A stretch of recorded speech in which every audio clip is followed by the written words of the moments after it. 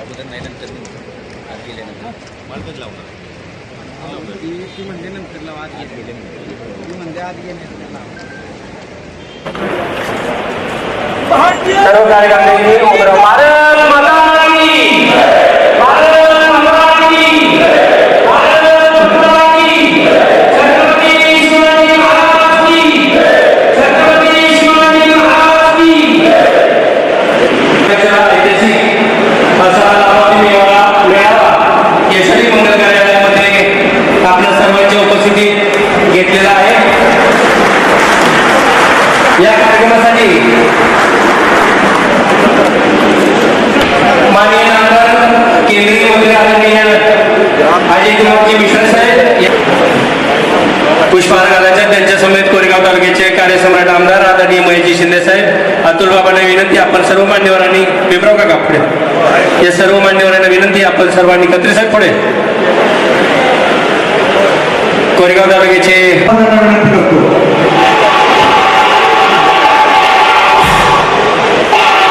या ठिकाणी केंद्रीय गृह राज्यमंत्री कोरेगाव तालुक्याच्या वतीनं माननीय मंत्री महोदयांना नेसवण्यात येत आहे.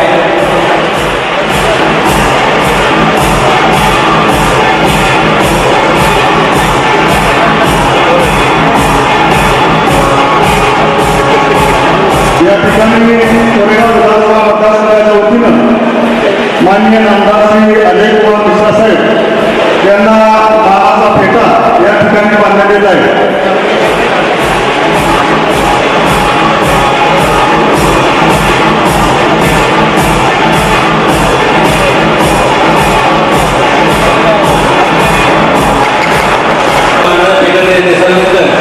आपल्या सर्वांचे मार्गदर्शक कार्यसम्राट आमदार आदरणीय महेशजी शिंदे साहेब यांचा शुभ हस्ते आदरणीय मिश्रा साहेबांचा केंद्रीय राज्यमंत्री मिश्रा साहेब यांचा सन्मान होतोय. सर्वांनी त्यांचा स्वागत करायचं. धन्यवाद.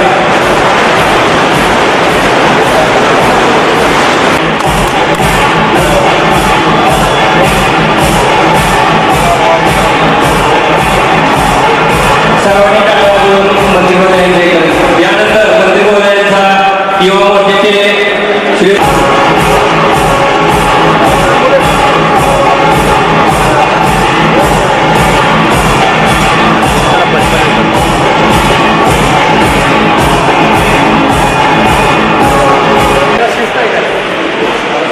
आदरणीय महेशजी शिंदे साहेब यांनी करावा अशी विनंती. अतुल बाबांचा सर्वप्रथम कोरेगाव तालुक्यात त्यांच्या मतदारसंघात अतुल बाबा आपण आपली उपस्थिती आहे. सर्वप्रथम आपला मान आहे. तालुक्याच्या वतीनं भाजपच्या सर्व कार्यकर्त्यांच्या वतीनं आपला सन्मान करावा अशी मी त्यांना विनंती करतो. यानंतर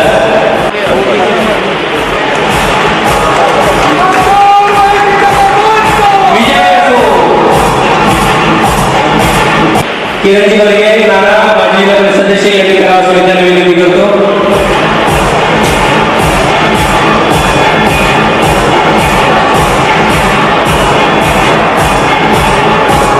सातारा जिल्हा बँकेचे विद्यमान संचालक स्टेजवर आलेले सर्व सन्मान्य पदाधिकारी, भारतीय जनता पार्टी पक्षाचे सर्व नेते, उपस्थित सर्व कार्यकर्ते बंधू भगिनींचं भारतीय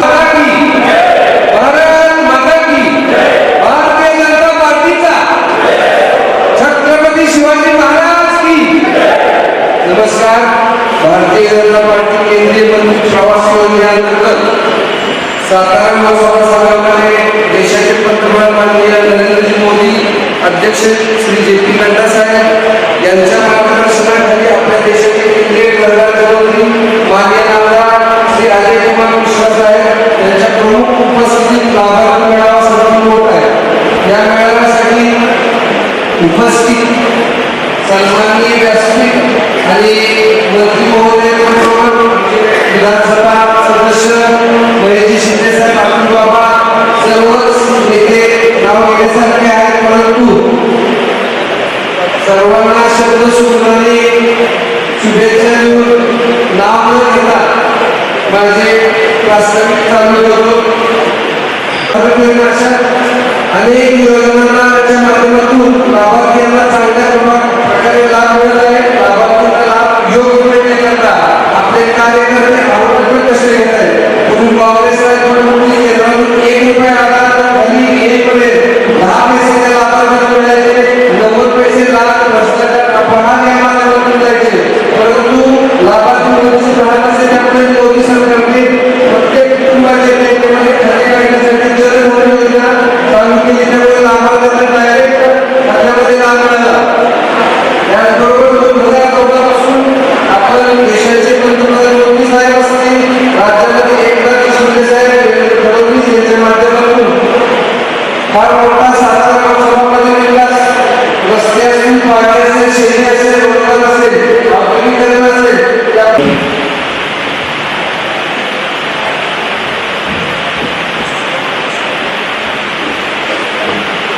लोकसभा निवडणुकीच्या संदर्भात तयारी होऊन सातारा या ठिकाणी प्रमुख कार्यकर्त्यांचा हा जो मेळावा घेतला. या मेळाव्यात असणारे केंद्रीय गृहराज्यमंत्री आदरणीय माननीय आमदार अजय कुमार विश्वास या लोकसभा मतदारसंघाचे प्रभारी डॉक्टर अतुलबाबा भोसले, सातारा जिल्ह्याच्या लोकसभा मतदारसंघाचे संयोजक, भारतीय जनता पार्टीचे सचिव, आमचे सगळ्यांचे सहकारी मित्र विक्रम बाबा आवसकर, मतदारसंघातील जिल्हा बँकेचे संचालक सुनील खत्री, भीमराव काका, धैर्यशील कदम, सचिव सुळे आणि ज्याच्या नेतृत्वाखाली हा मेळावा होतो ते मंडलाध्यक्ष संतोषबाबा जाधव आणि तिसरे माझे सहकारी मित्र किरण गवळे, जिल्हा न्याय समितीचे सदस्य राहुल जाधव, कोरेगाव नगर विकास आघाडीचे प्रमुख आमचे आणि प्रथम नगराध्यक्ष राजाभाऊ बर्गे आणि सर्वच गावचे आमचे सरपंच, पार्टीचे प्रमुख बंधू भगिनी. लोकसभेची निवडणूक 2024 आपल्याला ताब्यात घ्यायची. विधानसभेची निवडणूक आपल्या ताकदीनं ताब्यात घेतली. त्याच पद्धतीनं आपल्या मतदारसंघामध्ये कसल्याही परिस्थितीमध्ये लोकसभेला मताधिक्य देण्यासाठी आपल्या सगळ्यांना झगडावं लागतं, प्रामाणिकपणे काम करावं लागतं. मंत्री जी ये पारंपरिक राष्ट्रवादी कांग्रेस का ये पवार का गढ़ माना जाता है, लेकिन यहाँ भाजपा की संगठन शक्ति बहुत बड़ी है. भाजपा के लोग रात दिन मेहनत करके इसके अलावा शिंदे करके कि हम अमदार हैं, यहाँ के एमएलए 2 एमएलए हैं यहाँ, एक यहाँ के हमारे जो गार्डियन मिनिस्टर है वो भी हमारे साथ है. तो देखा जाएगा तो ये एरिया में लोकसभा में ज़्यादा तकलीफ नहीं है. 2-3 चुनाव क्षेत्र है जो विधानसभा चुनाव क्षेत्र है, वहाँ हमको थोड़ा तकलीफ हो सकती है, जहाँ हमको कॉन्सेंट्रेट करना चाहिए. लेकिन हम सब लोग आपको ये बताने के लिए यहाँ आए हुए हैं. ये जो विधानसभा क्षेत्र है ये हमारे प्यारे पंतप्रधान नरेंद्र भाई मोदी के गुरु जी लक्ष्मण राव जी रामदास का जन्म गांव है, उनका मूल स्थान है कटार. ये जो है ये अभी हमारे हाथ में नहीं है. ये सब यहाँ इकट्ठा हुए यही कहने के लिए इकट्ठा हुए हैं किसी भी हालत में ये चुनाव में या हम लोग मोदी जी का झंडा यहाँ लहराएंगे. ये पूरे जी रामदास ट्रस्ट का कार्याध्यक्ष भी हूँ. तो हम लोग सब जब नरेंद्र भाई मोदी को मिले, पंतप्रधान जी को मिले, तो इन्होंने 1 मिनट के अंदर हमको ये योजना को परमिशन दे दिया, इसको पैसा दे दिया. 900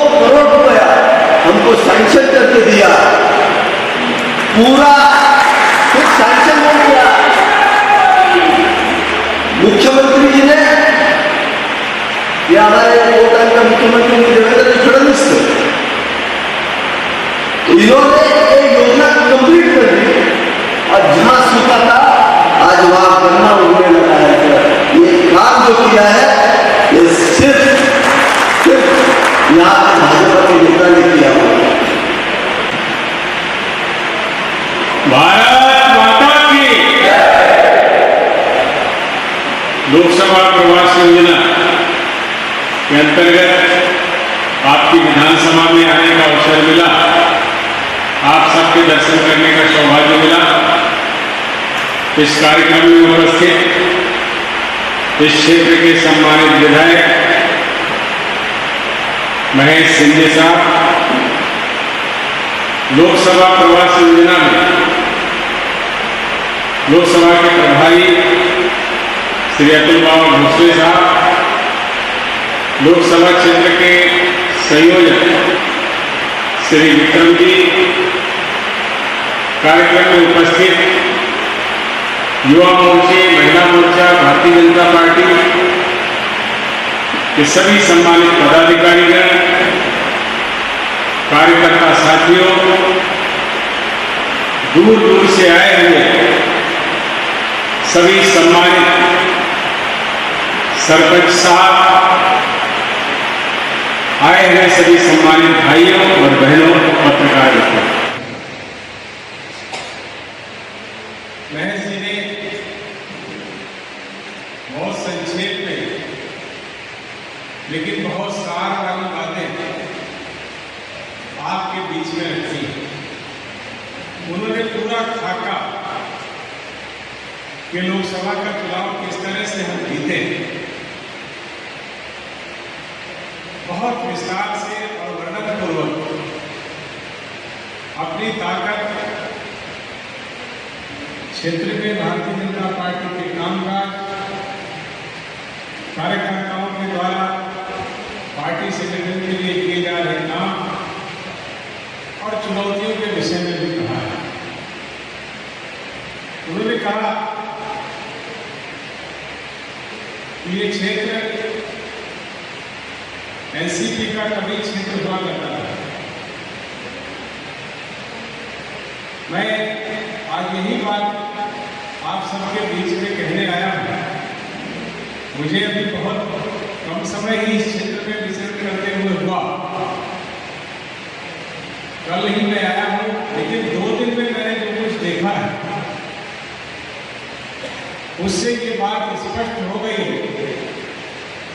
कि हमारे सम्मानित विधायकगण, नेतागण और कार्यकर्ताओं के साथ साथ हमारे सरपंच साथियों और इस क्षेत्र की जनता ने ये बात तय कर दी है कि कभी ये एनसीपी का गढ़ रहा करता होगा, लेकिन अब ये भारतीय जनता पार्टी का गढ़ बन गया है और इसको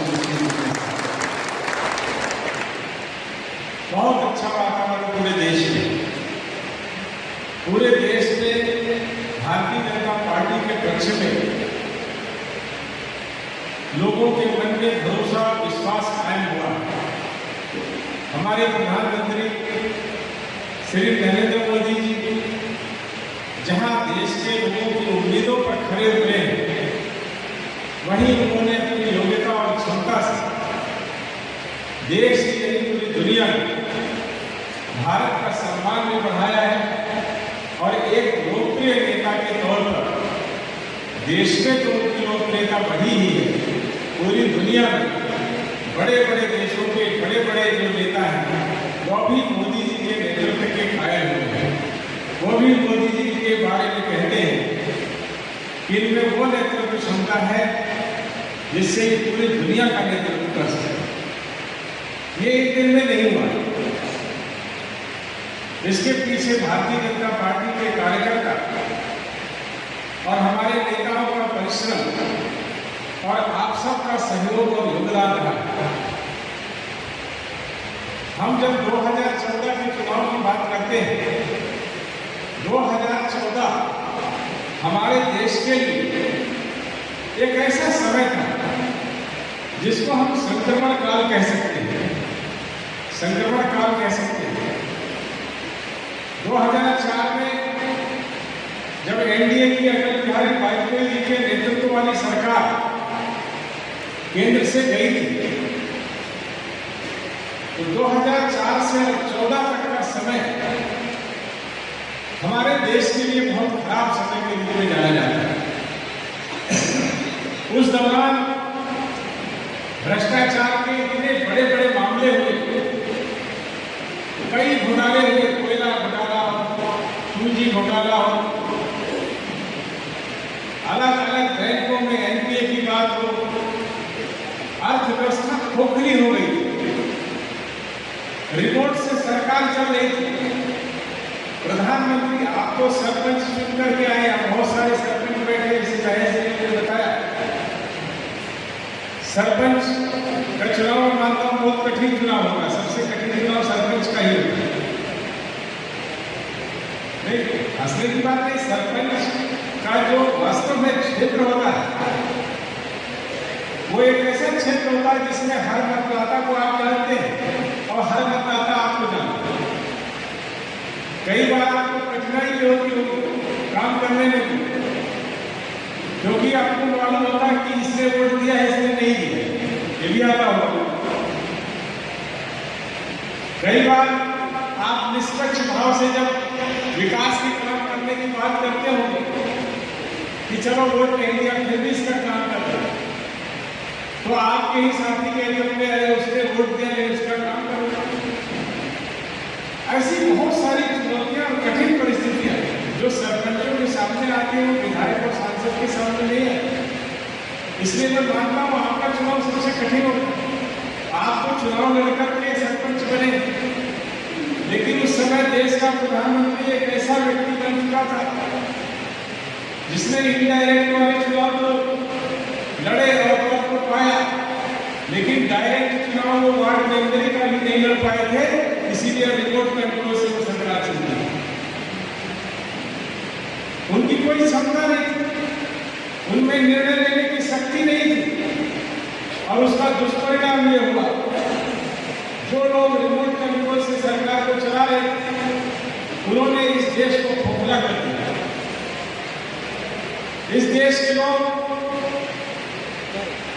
2014 के चुनाव आने से पहले हताश और निराश थे। उनको लग रहा था कि देश कैसे आगे बढ़ेगा, कैसे हमारी समस्याएं खत्म होंगी। उसी दौरान भारतीय जनता पार्टी ने एक निर्णय किया। भारतीय जनता पार्टी ने 2014 के चुनाव से ठीक पहले भारतीय जनता पार्टी की सरकार अगर आती है, बहुमत मिलता है, तो हमारे प्रधानमंत्री पद के प्रत्याशी नरेंद्र मोदी जी होंगे, ऐसी घोषणा की। ये घोषणा करने के साथ ही पूरे देश में माहौल बदल गया।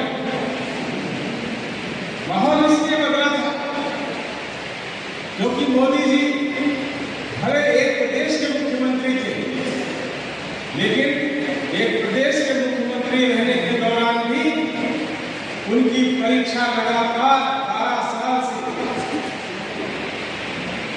इस देश के विपक्षी दलों के बड़े बड़े नेता कैसे मोदी जी को फंसाया जाए, कैसे मोदी जी के विरुद्ध माहौल बनाया जाए, ऐसे वो कसौटी पर खड़े हुए जो कसा हुआ सोना होता है उसकी तरह तक गए थे, और देश के लोग उन पर भरोसा कर रहे थे, उन पर विश्वास कर रहे थे। और जैसे ही भारतीय जनता पार्टी ने घोषणा की, पूरे देश में माहौल बदला, एक लहर आई, और भारतीय जनता पार्टी के पक्ष में लोगों ने कमल के फूल का बटन दबा करके भारी बहुमत की सरकार हमारी बनाई। जब सरकार बन गई, बहुमत हमको मिल गया, प्रधानमंत्री जी ने एक सभा हम लोगों को बुलाई, एक मीटिंग बुलाई। उसमें उन्होंने अपने पार्टी के सभी सांसदों को बुलाया और उन्होंने बहुत अच्छे तरीके से भाषण दिया, बहुत हल्के फुल्के मूड में थे। बोले कोई उपलब्धि मिलती है तो खुशी तो स्वाभाविक है, आप सब अपने अपने क्षेत्र से चुनाव जीत करके आए,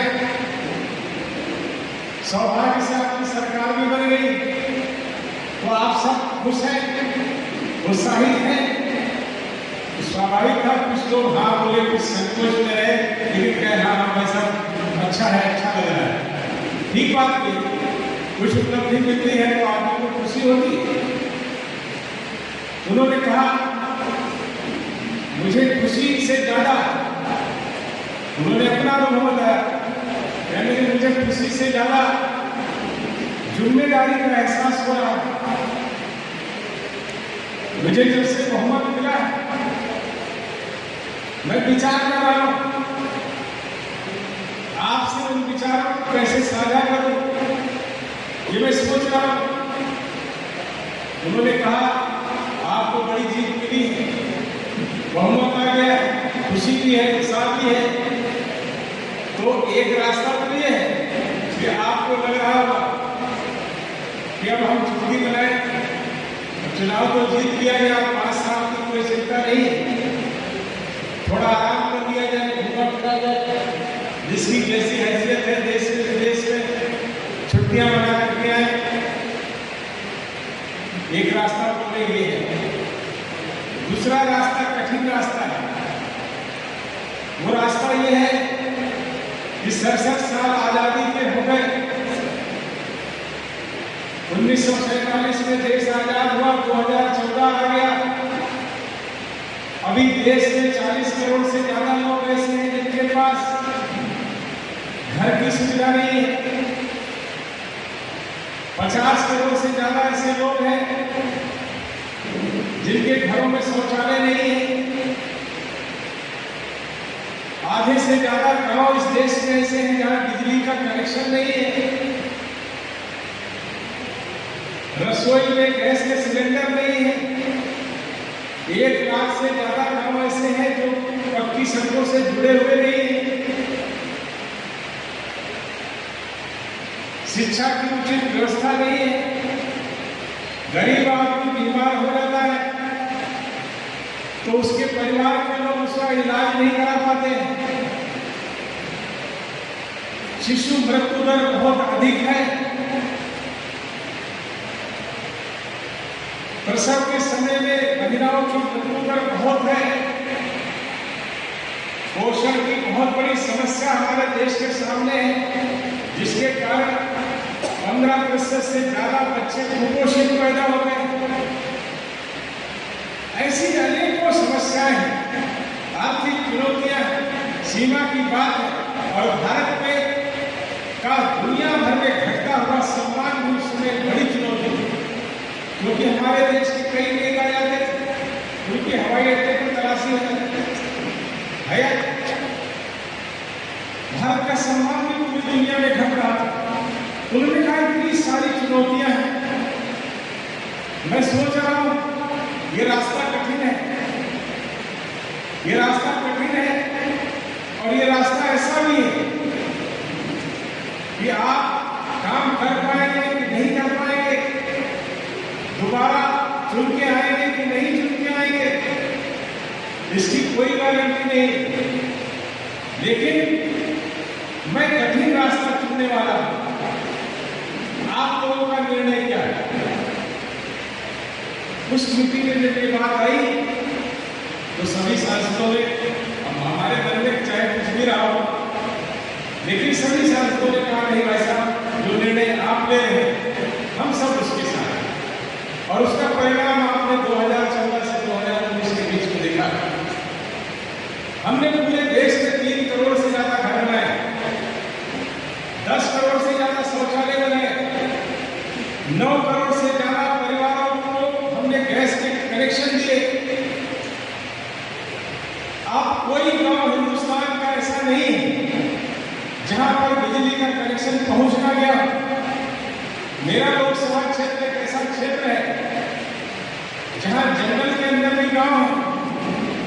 मेरे लोकसभा क्षेत्र में ऐसी 15 ग्राम सभाएं जहां पर बिजली की लाइन ले जाने के लिए करीब 40 किलोमीटर हमको खंभे ले जाने पड़ते, वहां पर भी प्रधानमंत्री जी ने ये व्यवस्था की कि बिजली का कनेक्शन नहीं जाता तो हम सोलर पावर के द्वारा आज वो सारे गांव भी प्रकाश में है जो जंगल के अंदर है।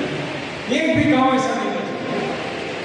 सारे गांवों को जो 500 तक की आबादी थे हमने सबको पक्की सड़कों से जोड़ दिया। और 250 की जो आबादी के बदले हैं उनमें भी हम पक्की सड़क ले जाएंगे, वो भी फेज 3 चल रहा है। लगातार ऐसे काम करके उसके साथ ही साथ बीच में कोविड आ गया।